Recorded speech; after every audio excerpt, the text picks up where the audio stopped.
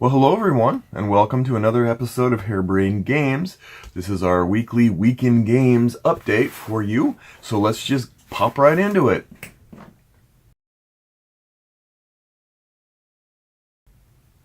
Okay, in the news this week, it's been very quiet, as is befitting of a new year. A lot of the hype and magical conduits of transportation of games to gamers has been accomplished through the Christmas season. We're now settling in for a relatively short winter's nap because there's a lot of cool things coming out in gaming over the next year.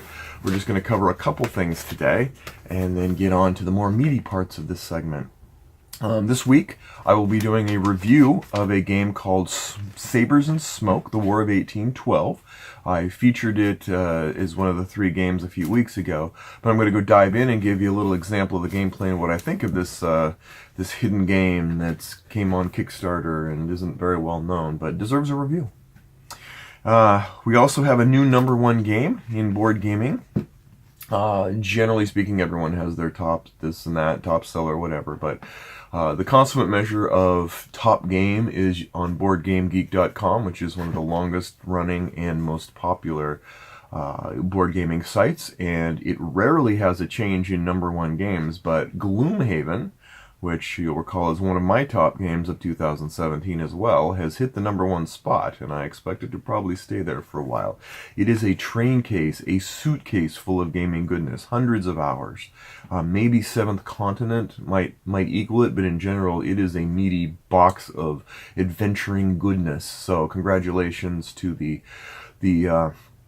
passionate designer who created this and made pretty much a phenomenal game that no one would have predicted would have been as successful as it was.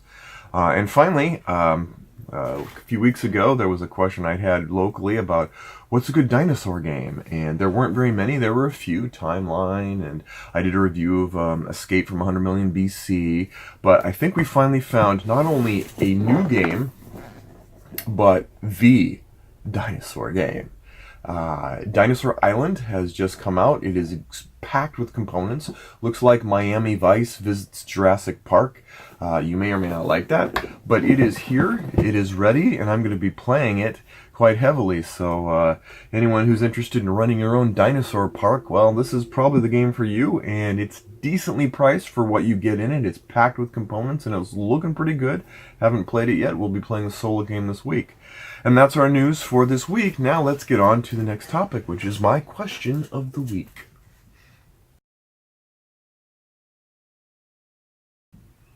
Okay, so the question I get, or I've gotten, is why do you only talk about good stuff? Your reviews are good stuff.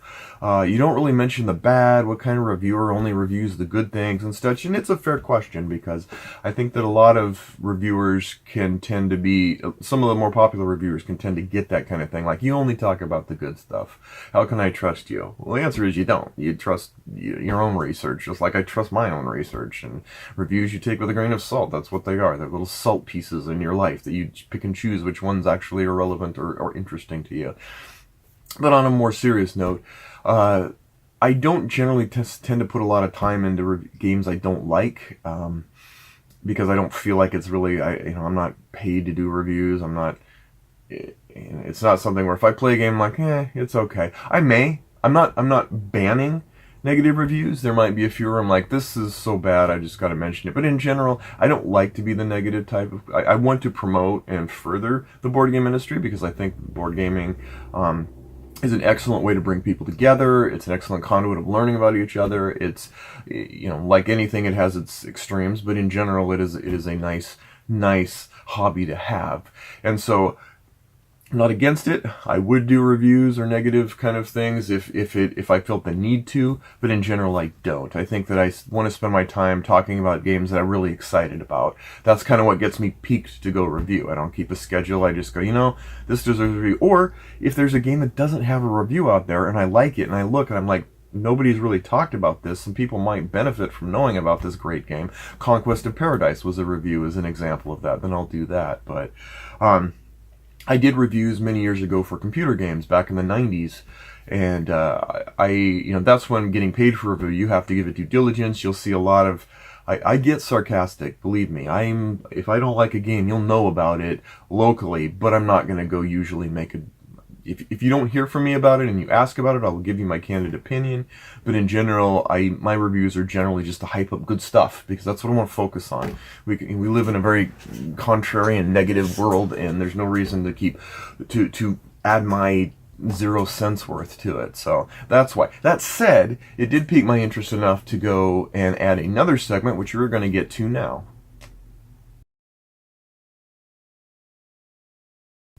Okay, this is the first inaugural section called the Tim's Tantrum section. I will take every week one thing that bothers me and I will quickly mention it. Just so you know, I'm a balanced kind of guy. So, what is the thing that drives me nuts this week? Boxes of games that when you're done punching out the counters and all of that, they don't fit back because of the insert or something else. Tiny little thing. But I've had more than my share of games come in over the holidays, and several of them simply do not easily fit. I've had some really good boxes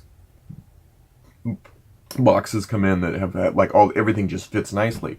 But I am oftentimes throwing away inserts just to fit.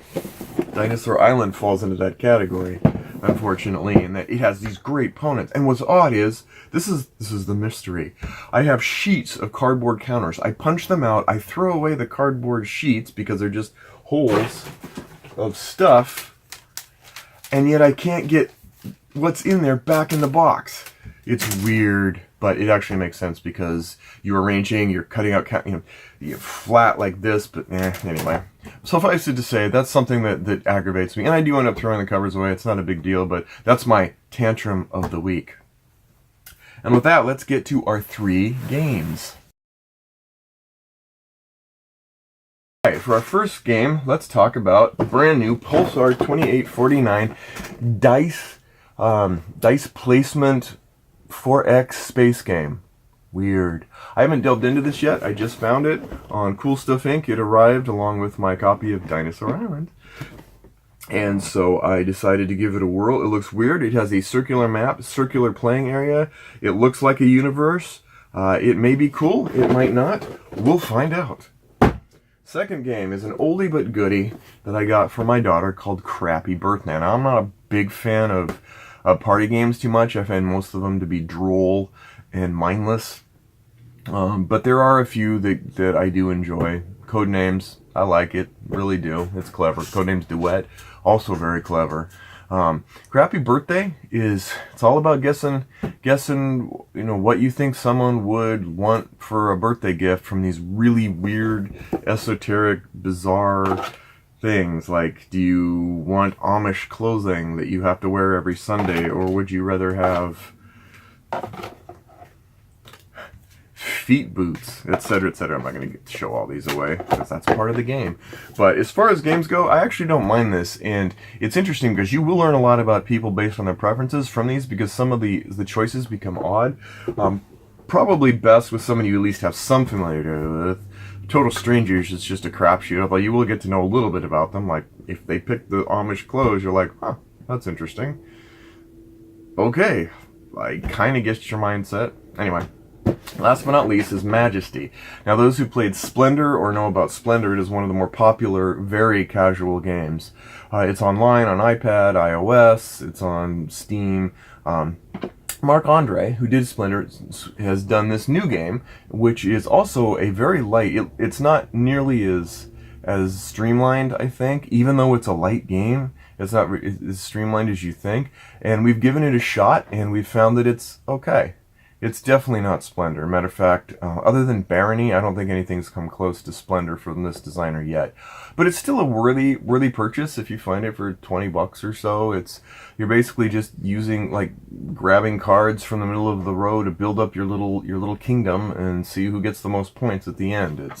It's really light, maybe a little too light for the type of game it appears to be, but there you go. I'd probably give it a 6. And with that, we will end with our pick of the week. Any guesses? Anyone? Bueller?